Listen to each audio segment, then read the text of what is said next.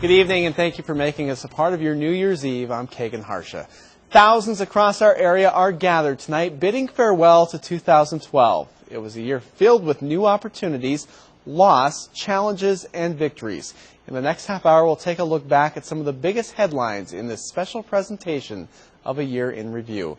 We begin tonight with something that's only happened 2 other times in Texas state history, the TEA's decision to appoint a board of managers to the El Paso Independent School District, all based on the EPISD school board's inability to establish trust with the community in the wake of the cheating scandal that has plagued the district. News Channel 9's Sandra Ramirez covered the big announcement. This is Commissioner Williams' 4th visit to El Paso since the TEA lowered EPISD's accreditation status in August of this year amid reports of a cheating scandal. Today I am announcing that it's extremely important that we regain the trust and the confidence of the entire community of El Paso for its school district. It was also in August when the TEA assigned Judy Castleberry to monitor the school board as they worked to correct problems within the district. And so I'm here to announce that I am, number one, elevating Ms. Judy Castleberry from a monitor to a conservator over this district. And I'm going to appoint a 5-member board of managers to supervise, to provide oversight for this district. Williams says he is appreciative of the steps the current school board has taken, but he doesn't think they have regained the community's trust. It is simply my judgment that at this moment, in order to regain the full trust of this community, and in order for this community to be able to move forward, that it is important for us to change the players in this particular game. The removal of the board is not official until it is pre-cleared by the U.S. Department of Justice. That process could take anywhere from 60 to 90 days. The board of managers will have all of the responsibility, all of the authority of the current board of trustees once they are installed. The Board of Managers will be in place for up to 2 years. Vernon Butler will continue in his current role as interim superintendent when the Board of Managers takes over. Williams says although the law allows him to appoint a new superintendent for the El Paso Independent School District, he has chosen not to. Sandra Ramirez, News Channel 9.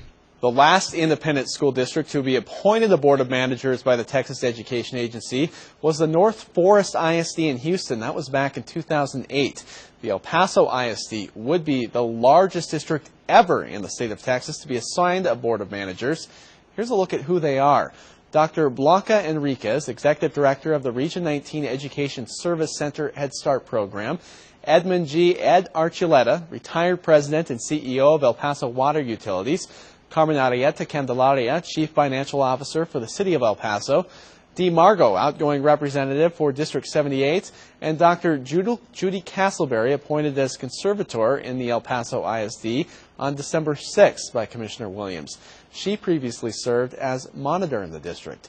The El Paso Independent School District Board of Trustees appealed the TEA's decision.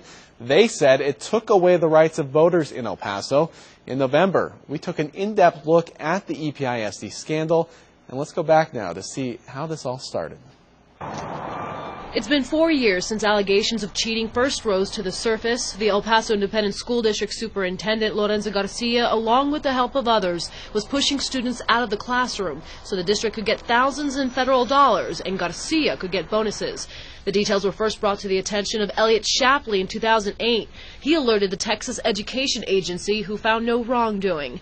It wasn't until News Channel 9 first reported the allegations in November of 2010 that the FBI stepped in. In less than a year, August 2011, Lorenzo Garcia was indicted. In that case, it was revealed Garcia had 6 unnamed, unindicted co-conspirators. Garcia resigned and claimed he was innocent. We don't have any comment at this point. Thank you. But that changed less than a year later in June when he pleaded guilty to the cheating scheme. After the news came out, the TEA acted. In August, they put the district on probation and assigned them a monitor, Judy Castleberry. Garcia was sentenced in October of this year. He will spend the next 3.5 years in prison. I'm a student. I take it personally when my fellow students aren't given the same opportunities that I've been given. Then in October, a rally outside EPISD headquarters called for the board members to resign. We basically got the same people in charge that were in charge when Dr. Garcia committed all of his felonious acts. Since that rally, board members have tried to right some wrongs by hiring a forensic auditor and suspensions, which resulted in the resignation of the former Bowie High School principal, assistant principal, and a district campus director. But apparently, with today's decision, it has not been enough to regain the public's trust. Adrian Alvarez, News Channel 9. Well, another big scandal was that involving former El Paso County Commissioner Willie Gandara Jr. He was sentenced in November for his role in a drug trafficking and money laundering scheme. News Channel 9's Anusha Rasta was in the courtroom. Minutes before Willie Gandara Jr. was sentenced to 6.5 years in prison for his drug trafficking and money laundering crimes, the 37-year-old begged God and the state for forgiveness. He said he is sorry he let his constituents down and put his family through so much pain. Gandara's attorney, Joe Spencer, told the judge that his client was a broken and shameful man. It was our hope that to let the judge know that there is another part of Willie Gandara that exists, not the one that's before him is a convicted felon, a convicted drug dealer. Judge Frank Montalvo had harsh words for Gandara. He told the convicted felon that he was a master of disguise who led a double life. The judge also compared Gandara to Pablo Escobar, a big-time Colombian drug dealer who once made billions from shipping cocaine into the United States. To say that my brother made all his money on the drug business is very wrong. It's very wrong. In addition to serving time in prison, Gandara was ordered to pay a $300,000 fine. Bailiffs immediately took Gandara into custody while his wife, daughter, and other family members cried hysterically. A handcuffed Gandara turned around and told his family, "I love you," as officers took him away. You should have seen his little girl when he came over here and he was just crying and saying, "Daddy, don't leave me." Willie Gandara Jr. was a former Socorro mayor. He resigned his seat as county commissioner when DEA agents arrested him on drug charges in February. At the center of the case against Gandara was his property on Coker Road. Agents discovered Gandara used that location as a virtual pipeline for shipping marijuana to as far away as Chicago. Anusha Rasta, News Channel 9. A massive fire destroyed a historic landmark in downtown El Paso back in April. Fire investigators say it was faulty wiring that was to blame. The fire was not the first in the area, but it spurred controversy and prompted immediate action. Back then, Troy Campbell filed the report. Our cameras were the only ones rolling when the first fire truck arrived to put out the flames. Fire department responded really quickly, and that's actually, I guess, +1 for El Paso because they actually responded really fast to this emergency. El Paso City Councilman Steve Ortega blames the property owners for the fire. I've had it. I'm done. It's up to here. We're seeing history burn before our eyes. Ortega says the city needs to crack down on building owners before it's too late. I'm infuriated. This is one of the most historic buildings in downtown El Paso. It's a John Wesley Hardin building that goes back to the late 1800s. This is what happens when we have property owners that don't properly take care of their buildings. In July, a business next door to tonight's fire also went up in flames. Ortega says these businesses are storing materials that fuel fires. Just a couple of months ago down the street we had another fire, and a lot of times you have storage where there's a lot of boxes that are in there not properly taken care of. Sarah Kwan is friends with the owner of Imperial Real Boutique. She says the fire is devastating.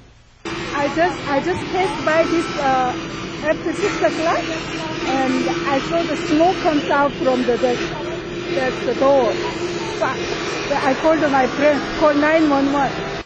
The El Paso Fire Department completed a risk assessment of 740 buildings in downtown El Paso.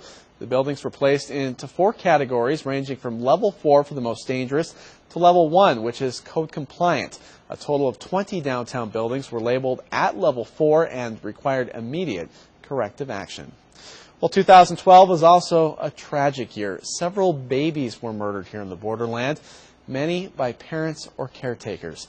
It's a senseless crime that shook the community time and time again. This is the home of Malachi Cosby. The 1-year-old was murdered in April when his father, 38-year-old Crispin Hansen, allegedly kicked him in the abdomen. And unfortunately, it's a story that was all too familiar in 2012. In May, 2-year-old Isaiah Villanueva was killed when police say the toddler was beaten to death by his mother's boyfriend, Ever Mendez. And summer was also full of heartache. This is the funeral of 11-month-old baby Jayla Beckley. She died when her foster father, 27-year-old Antonio Lopez, says he took the baby out of her crib, placed her on the floor, and stomped on her with his foot. I feel sad. I feel bad, I feel bad for the little girl, For me inside, it hurts because I can't do that to a baby, I pray for that little girl. None of us can forget baby Nevaeh Martinez. She too died at the young age of just 11 months old. She was barely starting to say mama. Police say Martinez was killed by her mother's boyfriend.